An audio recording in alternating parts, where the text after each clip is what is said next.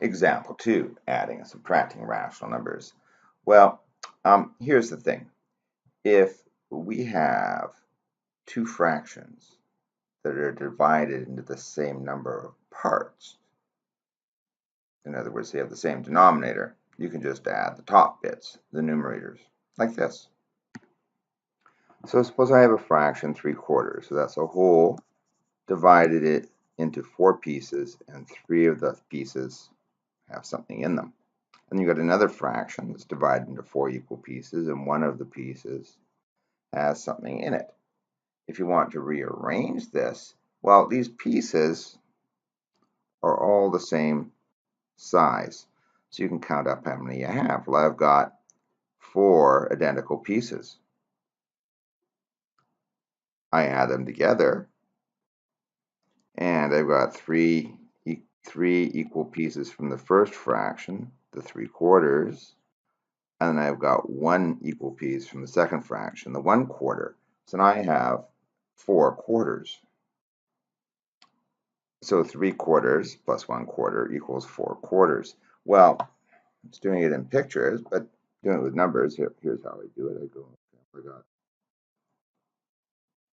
3/4. That means I have 3 equal sized pieces, and then there's 1 blank piece left over.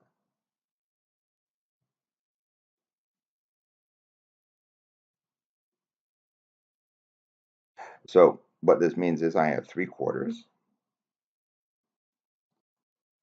plus 1/4, where I have both of my fractions have the same denominator, meaning that in both cases a whole has been cut into 4 equal pieces. So now I got 3 pieces plus 1 piece equals 4 quarters. Anything divided by itself is 1, so that's just equal to 1. Well, what if I have 3/4 plus a half? So 3/4 plus a half. Well, there's a problem here, because I have a whole cut into 4 equal pieces and a whole cut into 2 equal pieces, and the pieces aren't the same size. So if I color things in, I've got, well, the first whole is divided into 4 equal pieces, and 3 of the pieces have something in them. And the second fraction is divided into 2 equal pieces, and one of those pieces has something in it. Well, I can't add these fractions because the pieces aren't the same size. I solved this problem by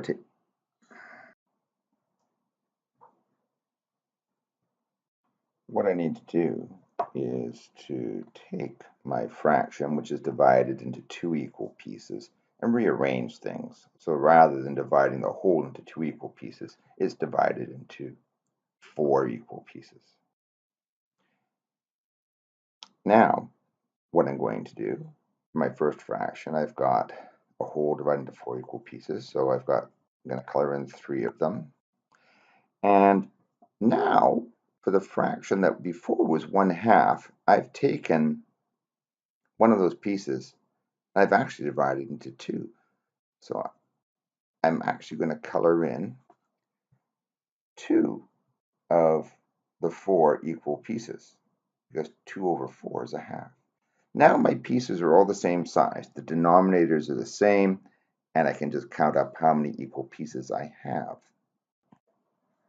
Well, now, all these pieces are all the same size, so we can just count them. So I've got a total of 1, 2, 3, 4, 5 equal pieces. Well, there's 2 ways I can represent this. I could say that since I've divided both pieces up into quarters, I have a total of 5 quarters. Another way I could represent this is saying I've got 1 whole unit, so 1 whole unit, and then with the second unit, only one of the 4 possible boxes has something in it, so it's a 1/4 filled, so that's the same as 1 and 1/4. doing this with numbers, what I would have is 3/4 plus a half. I have to recognize that I need a common denominator here on this fraction. So what I'm going to do is I'm going to say that this is the same as 3/4 plus 2/4. Well, okay. So now I've got the same size denominator. So this is equal to 5/4. What if I have a fraction like this? 3/5 plus 2/7. Well, here we go. So that's 3/5. I'm going to give a big fraction bar plus 2/7. Well, what I've got to do is I've got to find a common denominator. You can always find a common denominator, and this is a trick that works with fractions, also works with algebra. I'm going to take the other denominator and multiply it by its mate. So I'm going to say, okay, well, I'm going to multiply the 5 by 7 and the 7 by 5. But I can't just do that arbitrarily to a fraction. Just change something like that in the denominator. Whatever I do to the bottom, I got to do to the top. So I can do that top up there. Okay, so that makes 7/7. Well, anything divided by itself is 1. So I haven't actually changed anything. It's just kind of like a party trick. I'm just modifying the fraction so that it will have a common denominator. I can do the same thing to the other side. Well, I got 2/7, and then I multiply the 7 times 5 in the bottom. I can't just do that. I can't just multiply the bottom by 5. I need to also multiply the top by 5. And once again, I got 5/5, which is a 1. I haven't actually changed anything. I'm just scaling the fraction. And basically chopping it up so that I've got the same size pieces that each fraction is divided into. So now, well, what does this turn out to be? So this turns out to be 21/35 plus 10/35. Well, now I have the same denominator with this fraction, so I've got what's called a common denominator. I can write my numerators down, 21 plus 10, and I can use one big fraction bar and write over the one denominator, 35. Now I can add the numerators, and this becomes 31/35. Turns out 31 is a prime number. This doesn't reduce anymore. Here's the thing. You all have calculators in your courses, and your calculators either are graphing calculators with a fraction button under the math key, or they're a scientific calculator with an ABC key. ABC keys do fractions. Make sure you ask your instructor how to use the ABC key to reduce fractions. And your calculator will reduce a fraction to lowest terms for you, if it's at all possible. Now subtraction is really the same as addition. The concept is you have to have, well, the concept really is the same. The concept is you have to have the same size pieces that your fractions are divided into, so that you can either add pieces together to find out what the result is when you add two fractions, or you could subtract pieces from each other that are the same size if you're doing a subtraction. The key is the pieces have to be the same size. Well, if the denominators are the same, the pieces are the same size. So let's just take a look at this fraction. That's like 5/8 minus 1/8. Well, the pieces are the same size. Here, let's just do it pictorially. Subtracting fractions uses a concept that's also used in adding fractions. And the concept is you have to have the same denominator to do a subtraction, which means that for each of the fractions that you're working with,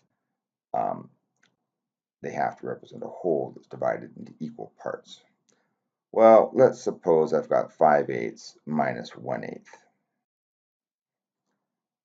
I'm going to represent 5/8 by taking a whole and dividing it into 8 equal pieces, and then coloring in 5 of the boxes. Now, these boxes are all the same size. I'm going to take one of them away, like this. And now I have 4/8. Just 4 boxes are colored. Using numbers, 5 minus 1 over the common denominator, 8. 5 take away 1 is 4. Now you have 4/8. Well, 4/8 can be reduced because 4/8 is the same as 1 times 4 divided by 2 times 4. The greatest common multiple here is 4. Anything divided by itself is 1. So 4/8 reduces to 1/2. Okay, so now I've got two other fractions. 7/8 take away 2/3. Well, I gotta have the same denominators in order for me to subtract. So what I need to do is make that happen. Well, I'm going to use the same strategy for finding a common denominator that I used in addition. Here we go. 7/8, that's 7, big fraction bar, over 8, minus 2, big fraction bar, over 3. Now I've got to find a multiplier. Well, with the first fraction, I've got an 8 in the denominator. The other fraction has a 3, so I'm going to multiply 8 times 3. If I do that to the bottom, I do it to the top. With the other fraction, it's got a 3 in the denominator. The other fraction has an 8 in this denominator, so I'm going to multiply the 3 by 8. I'm going to multiply the 2 by 8. What I end up with here is 7 times 3 is 21 over 24 minus 16 over 24. Now I have a common denominator. Both fractions have been chopped up into the same size pieces. Each whole has been chopped up into 24 pieces, and they're all the same size. The first fraction has 21 things and 24 of the pieces. And then we're taking 16 of those away. So what we end up with is 21 take away 16 over 24, which is 5 over 24. Well, here we have a mixed number, 3 1/3. Here's how you deal with this. You take the denominator, which is a 3, multiply it by the whole number, and add the numerator. So I'm going to go 3 times 3 plus 1. 3 times 3 is 9, plus 1, 10. So 3 1/3, I end up with a 10 for a numerator, and it was divided into, each whole was divided into 3, so it's over 3. There's 10/3. So once again, I took the denominator of the mixed number, multiplied it by the whole number portion of the mixed number, so 3 times 3, and added the numerator. That allows me to write the mixed number 3 1/3 as the improper fraction 10/3. Now I'm taking away 2/3. Oh, look at that. Both fractions have the same size pieces. So I can have a common denominator right away. So 10 minus 2 over 3. Oh, okay. Well, that's 8/3. You can just leave that as 8/3. I'm happy with that as an answer. Your calculator will convert 8/3 to a mixed number. Ask your instructor if you're unsure how to do that. Using long division, what you would have is 8/3. Well, 3 is the divisor, so that becomes 3 into 8. 3 goes into 8 2 times. 2 times 3 is 6. Subtract 6 from 8, you have a 2 remainder. So this means that 8/3 equals 2 and 2/3. The remainder becomes a numerator, and your divisor is, well, how many pieces the whole is divided into. All right, now I'm going to subtract the mixed number. I'm going to subtract 3/5 from the mixed number 1 and 2/7. Here we go. First thing I'm going to do is I'm going to convert the mixed number 1 and 2/7 to an improper fraction. 1 times 7 is 7 plus 2 is 9. So it becomes 9/7 minus 3/5. I've got to get a common denominator. What I'm going to do is I'm going to take the first fraction, 9/7. I'm going to examine the denominator. That's a 7. The other fraction has a 5. So I am going to multiply the 7 in the fraction 9/7 by 5. So I've multiplied the denominator by 5. I've got to do the same thing to the top, so don't change the fraction. 5 over 5 is 1. So I haven't really changed anything. I'm just scaling the fraction up so it's divided into the same number of equal pieces as the other fraction. Now, the second fraction, 3/5, I'm going to take the 5 multiplied by 7. I'm going to do the same thing to the numerator. So now I haven't actually changed the value of either fraction. I've just done a slight modification.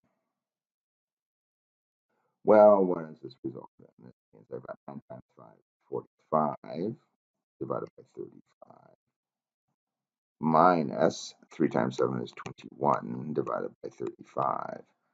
Well, I've got a common denominator, so this becomes 45 minus 21 over 35, which is equal to 24 over 35. Now, 24 over 35 doesn't have a common factor in both the top and the bottom, other than 1, which you can't really do anything with. So that's it. 24/35 is as low as it goes. Well, multiplying fractions, it's important that you notice the difference between adding and subtracting fractions and how we're going to find out how to multiply and divide fractions. Adding and subtraction fractions, you must have a common denominator. Multiplying fractions is dead easy. All you do is you just multiply the numerators together, multiply the denominators together, and then reduce the fraction. Just like that. So you're going to go, okay, 2/7. That's 2 times 3 over 7 times 5. 2 times 3 is 6. That's 35. That's in lowest terms because there's no common factor other than 1 in both the numerator and the denominator. So you're done, 6/35. Okay, what about this next fraction? Well, it's a mixed number. Let's take a look at that. Okay, once again, 2 times 5 is 10. Add 2 to make 12. So the first fraction becomes 12/5. Okay, and then this is times 1 and 1/3. Well, 1 times 3 is 3, plus 1 is 4. So that becomes 4/3. Okay, so I can put this over one big happy fraction bar. So I've got 12 times 4 or 5 times 3. Oh, okay. Well, I can just multiply this out, and I'm going to show you a trick. First of all, let me multiply it out. 12 times 4 is 48. 3 times 5 is 15. And then what I would need to do is I would need to recognize that both 48 and 15 have a common factor, 3. So this actually becomes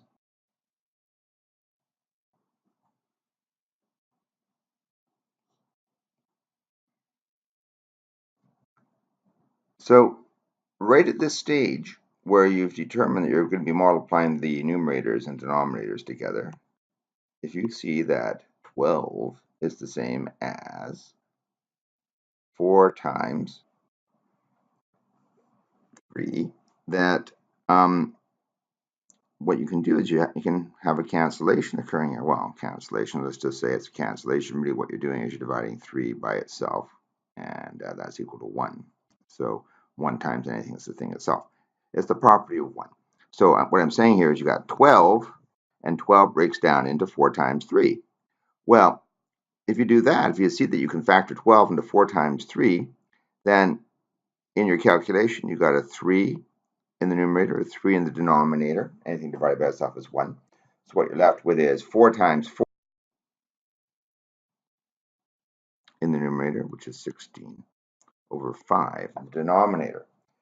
So I think it's probably easier to see that 12 factors into 3 times 4 than it is to see that 48 factors into 3 times 16.